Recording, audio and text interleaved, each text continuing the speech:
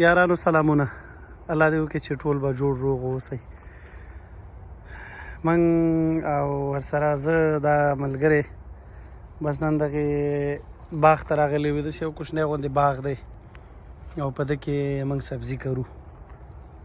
لاندې یو ګیلاس هم ایښی دی چې تریخ چې ورسره نه وي نو بیا هغه کارونه هم سر نه نیسي. خو دغلته له سهاره په دې ځای کې لګیا یو. د بس دغه کونج یې لا اړولی دی او ما ورته دغه ځای را پاک کړی دی. دغه منځ لاره واښه پکې ډېر را شوي دي نو اوس یې جوړو را جوړو چې چېرته پکې یو شی وکرو.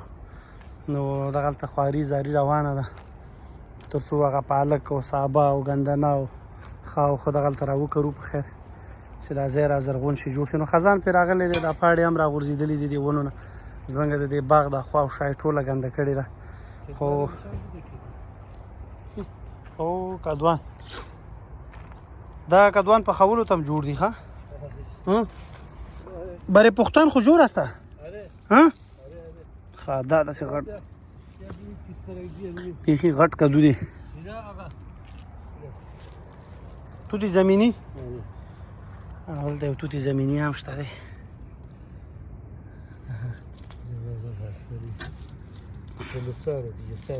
اوله ښه دا زمستان دی نو به ځکه اوس لږ لږ را شوي دي په خیر دنه بعد به بس خیر نور هم را جوړېږي.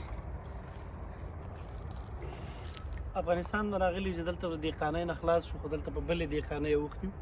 ملګري سره راغلی ما دا وایي چې دغه زما یو وړوکی کوچک باغ دی او په ده کې هغه سبزي کري مثال پالک شو ګندنه شوه پیاز شوه رومین شو ولې دا ګنده شوی هم دی او دا ځمکه اړول هم غواړي. ما راځه دا شی نه خو موږ نه واخله. نو اوس راغلی یم چې د سړي سره زه لږ کار وکړم او فلحال اخته یم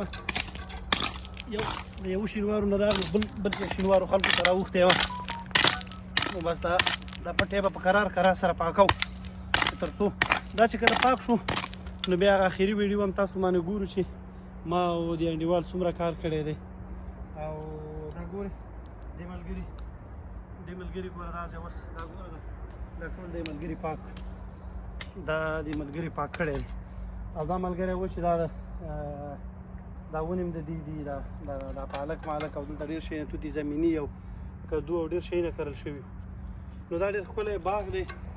ما او د انډیوال پکې وخت ناوخت ساتیري کوو او راځو ورته